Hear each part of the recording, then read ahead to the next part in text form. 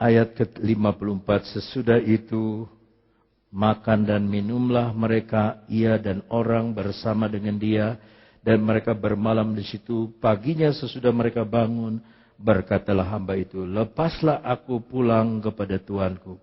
Tapi saudara Ribka berkata serta ibunya juga, biarkanlah anak gadis itu tinggal pada kami barang 10 hari lagi. Kemudian bolehlah engkau pergi. Lihat saudara, Eliezer nggak mau tinggal ini Ribka 10 hari aja, nggak boleh, ikut langsung. Tetapi jawabnya, jangan tahan aku, sebab Tuhan telah membuat perjalananku berhasil. Lepaslah aku supaya aku pulang kepada tuanku. Baiklah, kita panggil anak gadis itu dan menanyakan kepadanya. Lalu mereka memanggil Ribka dan berkata kepadanya, maukah engkau pergi beserta orang ini? Maaf saudara, ini salinannya salah. Jawabnya mau. Enggak begitu. Jawab dalam bahasa Inggris. Then they called Rebekah and said to her, will you go with this man? And she said, I will go. I will go. Apakah kamu siap pergi dengan, baru kenal kemarin loh. Dia mau bawa kamu kepada tuannya. Kamu belum melihat tuannya siapa. Jawabannya itu penuh pengabdian. I will go. Dalam bahasa Indonesia, mau. Kurang ajar ya, mau. Duh, kalau ada perempuan, saudaraku, ya di Bogor dulu ada Om Bolang sudah lamar sama dia. Apa kamu menerima lamaran dari pemuda ini? 1 jam, saudara.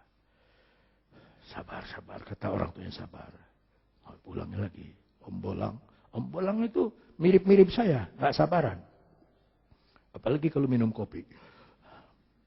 Apa kamu menerima lamaran pemuda ini?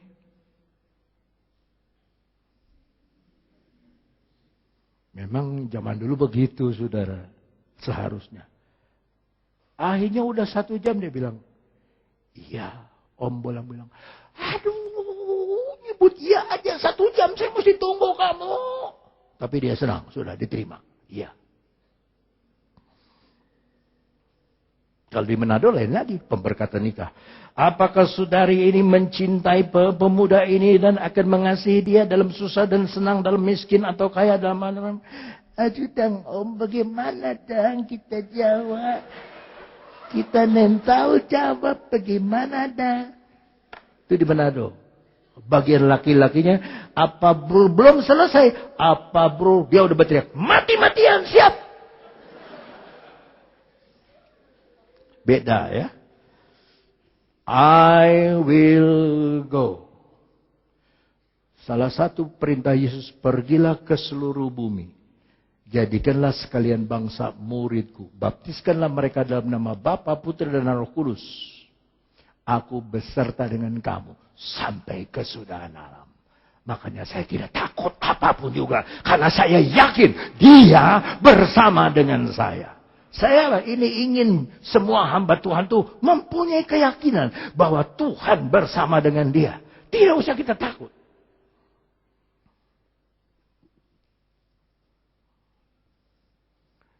Berkat tergantung pelayananmu, pengabdianmu kepada Tuhan. Jikalau saudara mengabdi kepada Tuhan tidak hitungan, Tuhan memberkati saudara tidak hitungan. Saya sudah saksikan pada hari Rabu. Tapi saya saksikan lagi sekarang. Minggu lalu saya di Sydney, di Australia. Ada satu gereja Bethel mengundang saya. Dan saya mencari satu alat tiup saksofon. Om, itu toko sudah mau tutup. Sebab mungkin ribuan toko di Sydney sudah tutup karena kesulitan ekonomi. Sudah melanda di sana. Jadi semua musik, alat musik, recording 70%. Lalu saya ke sana. Begitu saya ke sana, saya ketemu pegawainya masih ingat sama saya. Alan namanya. You remember me? Oh, you're a saxophone player. Dia bilang, dari sini ke sana, sama ini sini, ini tinggal 25% harganya. Saudara, saya itu lagi cari alat tiup merek Selmer yang ukurannya H. H ini untuk yang paling bagus lah, untuk solo dan sebagainya. Itu H. Saya lihat D ada, saya beli satu. Saya lihat E, sudah beli satu. Saya lihat F, saya beli. E, saya beli.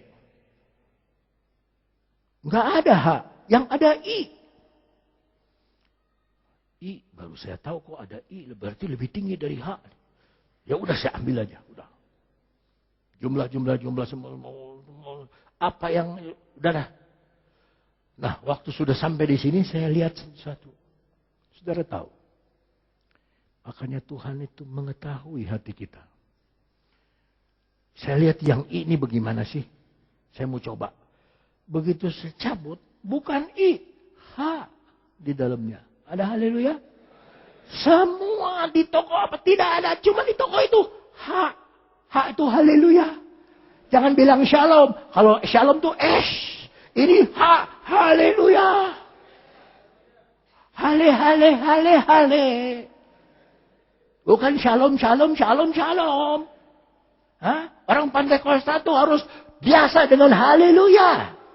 Mulai dari 3.000 tahun yang lalu Raja Daud di Alkitab dalam kitab Mazmur. Haleluya. Sampai dalam kitab Wahyu di dalam kekekalan. Malaikat berkata haleluya. Sampai dari kitab Yesaya.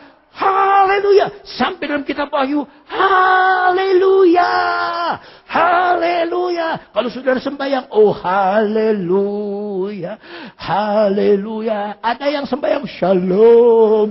Shalom. Ada satu pendeta ikut-ikutan. Nih pendeta Pantekosta dari Manado. Dia suka tiru-tiru aja. Mau bilang shalom. Lalu semangat. Shalom. Salah.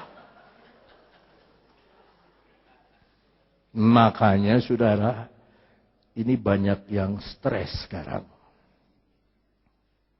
Menghadapi Natal, ada yang stres. Hati-hati kalau saudara punya anjing, jangan suruh dengar lagu Natal. Kalau di Sumatera Utara, anjing yang dengar lagu Natal stres. Nafsu makan hilang. Jalan kaki kanan sama kaki kiri terbalik. Aduh. Selidik-selidik kenapa ya asal bulan Desember dengar lagu Natal. Mari menyamanya. Sebab tiap Natal biasanya anjing yang di kolong meja berpindah tempat jadi di atas meja.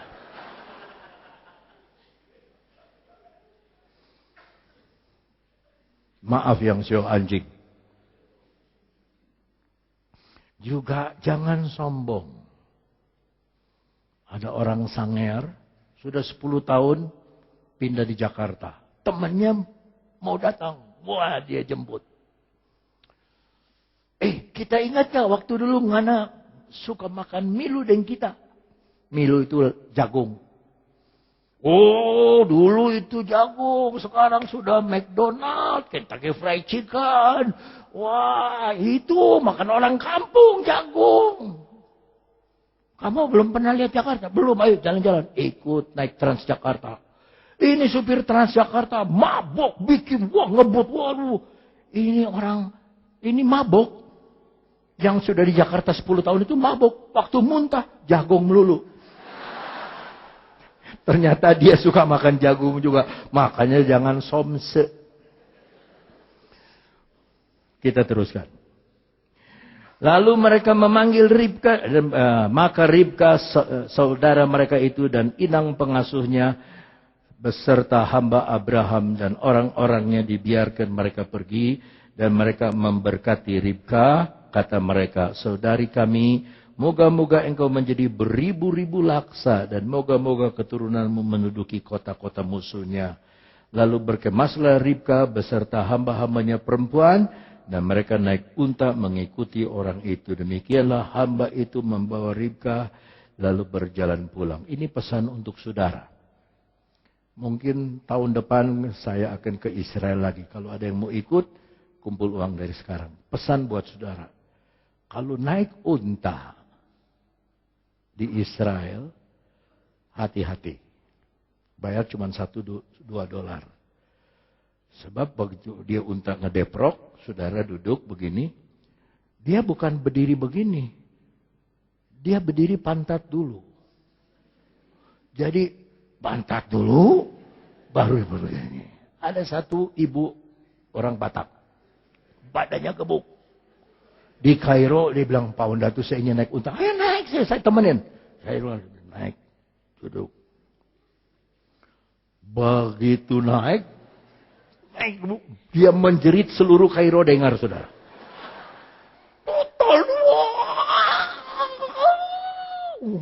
Unta mana ngerti bahasa Batak. Tolong. Dia berdiri aja lagi. Aduh, tolong. Turun. Saya bayar double. Asal turun. Saya bilang sama tukang unta, turun sudah dibayar. Pasti 2 kali lipat dibayar. Turun. Turunnya gitu juga. Depan dulu. Asal udah gitu dia udah. Jadi saya kasih tips. Kalau naik unta, tutup mata. Dan berdoa, darah Yesus, haleluya, darah Yesus. Udah di atas baru buka. Sebab kalau nggak satu Kairo tahu. Ini Ribka naik unta. Adapun Ishak telah datang dari arah timur, Lahairoi. Ia tinggal di tanah Negeb. Menjelang senja, Ishak sedang keluar untuk berjalan-jalan di padang. Padang itu lambang dari dunia. Ia melayangkan pandangnya, maka dilihatnya lah ada unta-unta datang. Ribka juga melayangkan pandangnya. Ribka dengan Ishak mempunyai pandangan yang sama. Ishak melayangkan pandangannya, Ribka melayangkan pandangannya. Mata kita harus tertuju kepada Yesus menurut Ibrani 12 ayat 2. Yesus berkata kepada perempuan, kepada murid-murid, bukankah 4 bulan lagi musim menuai? Tapi lihatlah sekelilingmu. Pandanglah segala ladang. Sudah menguning siap untuk dituai. Katanya kepada hamba, kepada Eliezer, siapakah laki-laki itu yang berjalan di padang ke arah kita? Jawab hamba itu, dialah tuanku itu. Lalu Ribka mengambil telekungnya dan bertelekunglah ia. Jilbab pertama-tama orang Yahudi yang pakai. Telekung. Makanya mempelai zaman sekarang kan suka pakai kain putih di sininya. Kubah. Jadi siapa itu? Oh itu Ishak. Langsung dia pakai. Beda sama perempuan sekarang. Ini dibuka. Ini dibuka. Punggung dikasih lihat. Ada tato unyil. Wah. Oh Ribkah tidak begitu. Dia tutup. Nah ini kebudayaan ini ternyata diadaptasi oleh orang Tionghoa. Orang Tionghoa itu kawin zaman dulu nggak tahu, nggak ada istilah pacaran, nggak ada kirim SMS, nggak ada. Orang tua sama orang tua, ngai punya anak kawin sama nyi punya anak ya, oke jadi, jadi kasihan loh. Wah udah tolong ini perempuannya tutup begini saudara. Udah begini tapi tutup. Suaminya lihat itu bagaimana ya? Istri saya begitu dibuka matanya juling.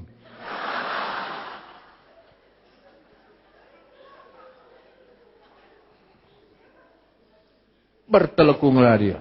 Ini wanita yang baik, bertelekunglah. Kemarin itu ada 3 profesor ya cerita tentang Islamologi dan salah satu profesor bahwa istrinya orang Brasilia. Cantik. Tapi bajunya, dia sampai di mata kaki panjang. Maka orang Kristen yang pantaslah berdandan. Yang pantas. Ya, ngomong sama Yunana, yang pantas. Memang ini Musma berkata, nenek bilang itu berbahaya. Yang pantas. 1 Petrus 3 ayat 3. 1 Petrus 3 ayat 3. 1 Petrus 3. Ini gambaran gereja tetapi ditujukan kepada wanita dulu. 1 Petrus 3 ayat 3. Berperhiasanmu. Janganlah secara lahiriah. Yaitu dengan mengepang-epang rambut, memakai perhiasan emas, atau dengan mengenakan pakaian yang indah-indah. Ayat 4. Tetapi perhiasanmu ialah manusia batiniah yang di dalam, yang tersembunyi dengan perhiasan yang tidak binasa, yang berasal dari roh yang lemah lembut dan tentram, yang sangat berharga di mata Allah. Kan Ribka didandani dengan pakaian kebesaran. Ini pakaian kebesaran dari gereja. Diam, berdiam. Karakternya karakter pengantin diam. Jemaat saya tahun 98 waktu kerusuhan, dia harus beli sayur. Tapi di mana-mana jenazah. Di sini geletakan ada jenazah. Laki-laki, jenazah perempuan, telanjang, sudah diperkosa. Aduh. Jadi dia bagaimana ya? Kita perlu, ini mau belanja. Akhirnya dia punya akal. Dia pakai jilbab. Aman. Naik motor ke pasar. Pak, beli ini, beli ini. Pulang. Aman, gak ada yang ganggu.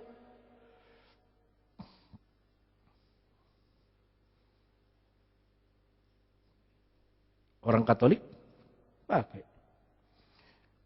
Gadis kerudung putih pujaan, aku berpisah di terasin Karoles. Itu zaman dulu saya main band. Gadis kerudung putih itu suster. Sebab dia mah nggak kawin. Gadis kerudung putih pujaan, biar dipuja-puja dia mah nggak akan kawin. Tapi udah pakai kerudung. Makanya anak Tuhan harus berpakaian yang pantas.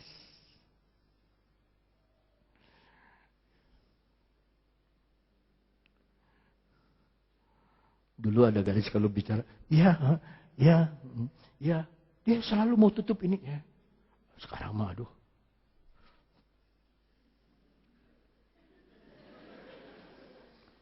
Unyil ditato sini.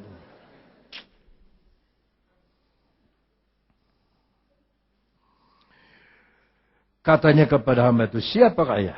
Lalu bertanya, kemudian hamba itu menceritakan kepada Ishak segala yang dilakukannya. Nih, ayat 67. Lalu Ishak membawa Ribkah ke dalam kemah Sarah, ibunya. Dan mengambil dia menjadi istrinya. Ishak mencintainya.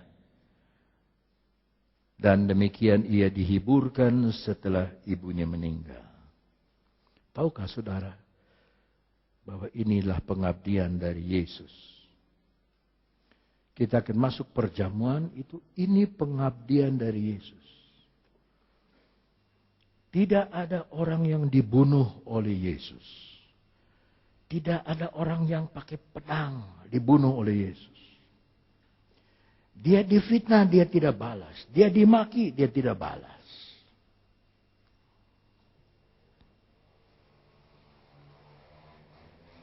Karena saudara udah tutup Alkitab, saya buka lagi. 1 Petrus 2. 1 Petrus 2. Habis saudara kayak udah tahu aja mau berhenti. 1 Petrus 2.